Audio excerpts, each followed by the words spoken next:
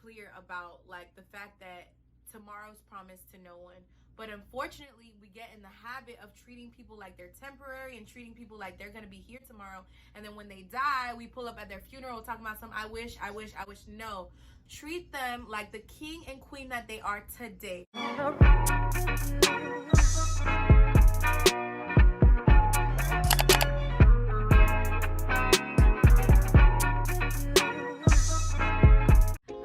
Welcome to my YouTube channel. It's your girl Ayo Glow here. I make faith, fashion, and lifestyle content. If you're interested in any of those things, click the subscribe button. So anyways, today is kind of like my Word Wednesdays, and the topic for today is going to be love thy neighbor.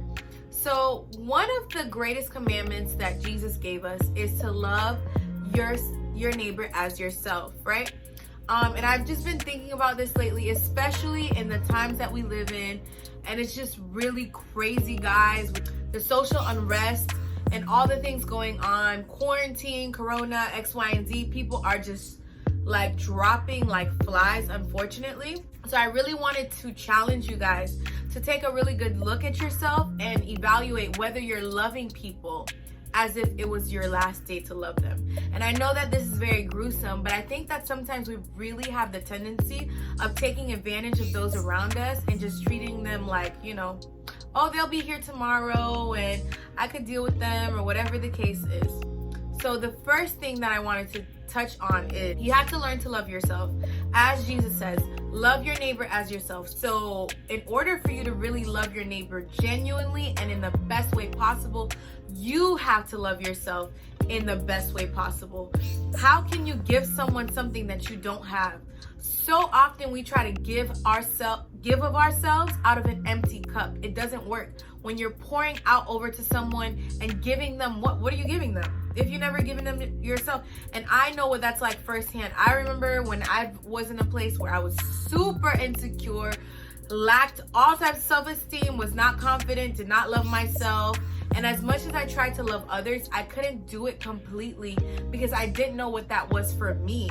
And there's oftentimes a lot of things that we have to unlearn because growing up, maybe we weren't loved the way that we were supposed to be loved. Maybe we weren't nurtured the way that we were supposed to be loved, because we were created to love and we were created to receive love. So if you don't receive that love, if you didn't grow up receiving that love, there's a lot of healing and unlearning and a lot of generational curses that need to be broken, so that way you can love others rightly. And really take the time to evaluate, where are the areas in my life where I don't feel like I'm worthy? Where are the areas in my life where I feel like I'm less than? Because unconsciously or consciously, you're going to be treating people the exact same way.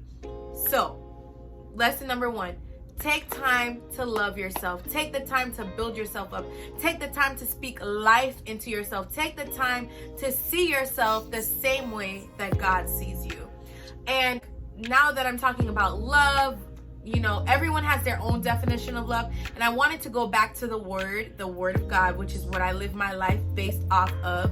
And this is what God says about love. In 1 Corinthians 4-8, it says, love is patient, love is kind. It does not envy, it does not boast, it is not proud, it does not dishonor others, it is not self-seeking, it is not easily angered, it keeps no record of wrongs. Love does not delight in evil, but rejoices with the truth, always protects, always trusts, always hopes, always perseveres. Love never fails. Okay, with all the things that I just said, I know that was a lot, and I would definitely recommend for you to read it on your own time. A lot of the things that God sees that love is would apply to our cancel culture. Like the things that God wants us to do with loving people, we often don't realize we don't follow this. Like for me, one big thing is the love holds no record of wrongs. Listen, you do me wrong, I could quote unquote forgive you, but if you do something similar or mess with me again, I will be real quick to bring that back up. And for me, I hold grudges, guys. Like God had to check me because there was this one person where they did me wrong and I was like, you know what, whatever, like I forgive you, I'm gonna let this slide or whatever. Like, you know, we talked about it, hashed it out. This person does something again and I'm like, like, do I really want to keep you around? Remember that last time when you messed up and you did this? And for me, like, I will compile all the things that person ever did to me and just put it in this whole thing and be like, you're canceled. Like, I'm done with you. But it clearly states in the Bible, love holds no record of wrongs. And the way that I think about it is like, because I could easily be right to hold those things against that person, right? But imagine if God did the exact same thing that I'm doing. Imagine if God looked at you in that way. Imagine if God was tit for tat. If God was tit for tat, you could, you know what, get a coffin for me. I'm dead, because the stuff that I've done, if God was not willing to forgive me and forget about the stuff that I used to do and the stuff that I still end up doing and I keep messing up because he knows that I'm not perfect, like, whoa. God's grace for us is like something that we can't even imagine. And the Bible says, it says, come to my throne of grace boldly. Like, when we mess up, God wants us to come to him. So if God can be so gracious and so loving and be able to forget about the things that I did wrong and still continue to love me, I need to be able to extend that same grace to others. Now, I'm not saying that you let that person in all the way. The Bible also says to guard your heart. So with that person, maybe there will be boundaries in place. Maybe you won't deal with them the same way, but at the end of the day, you're not supposed to be holding any record of wrongs.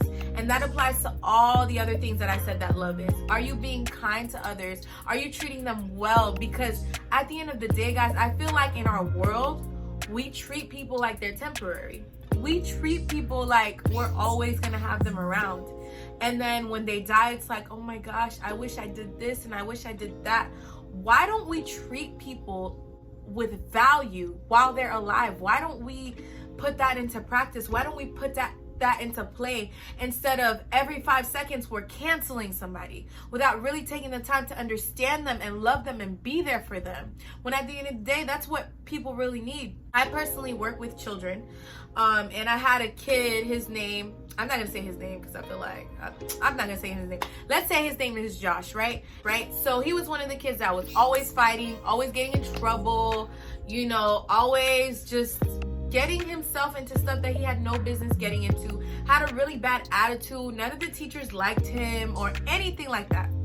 So I saw this kid and I decided, you know what? I'm gonna give him a hug every single day, right?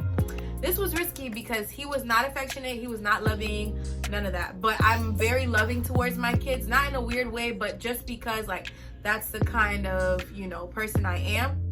So I decided, I was like, you know what, I'm gonna come up to him and be like, is it okay if I hug you? And he let me. And every single day that I would give him a hug, he would roll his eyes and be like, oh, Miss Gloria, whatever. So one day I was too busy doing something and I guess I forgot to give him a hug. He comes up to me, he's like, Miss Gloria, you forgot to give me a hug. And I was like, oh, I'm so sorry, Josh. Like, and I gave him a hug. And I saw that giving him a hug and telling him that I loved him and speaking life into him every single day changed the way that he was acting in school. You don't know what someone may need. You don't know what people are going through behind closed doors. So please do not treat them like crap. Like, don't treat people like crap. You don't know what they may be going through. You don't know why they may be acting up the way that they do. Oftentimes we want to assume and we want to be selfish and be like, you know what, I'm gonna protect my feelings. This person is just an a-hole. This person is doing X, Y, and Z.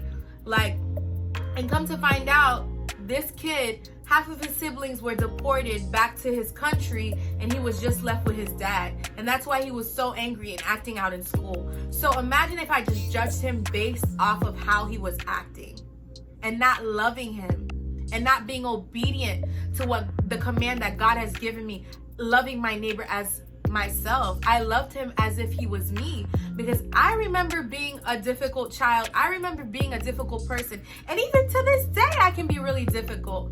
And I appreciate those that see past me being difficult and still love me anyway and take the time to understand me. Do not treat people like they're temporary. Love your neighbor as yourself.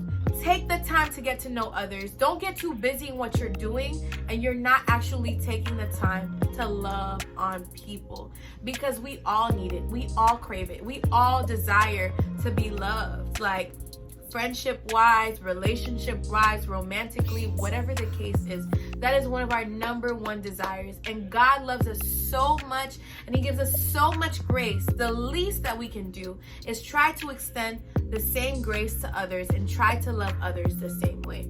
This word has been so heavy on my heart because I feel like in this world that we live today, especially with coronavirus, we're losing people left and right. We don't really know what the next step is or whatever the case is. I don't want people living in regret and wishing that they would have treated someone better. And I completely understand what it's like to deal with someone who's super difficult and hard to love. But I feel like if it's not hard to love someone, if you're not sacrificing something, if you're not sacrificing your pain, if you're not sacrificing your bitterness, if you're not sacrificing your pride, are you really loving that person? Are you really meeting that person where they are? And again, like I said before, this does not give room for people to abuse you and treat you like crap. I would definitely pray about it. You know, this is definitely a case by case kind of thing, but make sure that you're taking the time out to love people. And I'm going to pray now. Father God, I thank you so much for each and every person watching this. God, I pray that you would bless them, Lord. And I thank you for your love for us. I thank you that your love is something that we can never understand. And I thank you, Lord, that you showed your love. You didn't just say how much you loved us, but you gave your one and only son for us. You sacrificed something that was so precious to you just for us, just to show us how much you love us. And God, I pray that you would give us the strength, the courage, and the ability to love others and to grace others the same way that you grace us, God. That we would not be so quick to be judgmental towards those around us, oh God, but we would be willing to meet them where they are and love them where they are, Father God, the same way that you loved us where we are. God, you continue to turn us from a hot mess to a hot message. So God, I give you all the honor, all the glory, and we just praise you and we thank you for the transformation that will happen. In Jesus' mighty name I pray, amen. Thank you guys so much for watching this. I appreciate every single subscriber, every single person that watches. I hope that this finds you well. I love y'all so, so much. And don't forget to like, comment, and subscribe. Share this. And thank you to those that are constantly sharing, constantly supporting, constantly being encouraging. If you guys have any prayer requests, please feel free to DM your girl. Or if you have any questions in regards to faith, I do get questions here and there. So I'm more than happy and more than open to talking it out with you and answering whatever it is that I can. Again, I love y'all. Have a great rest of your day, and I'll see you on Saturday. Bye.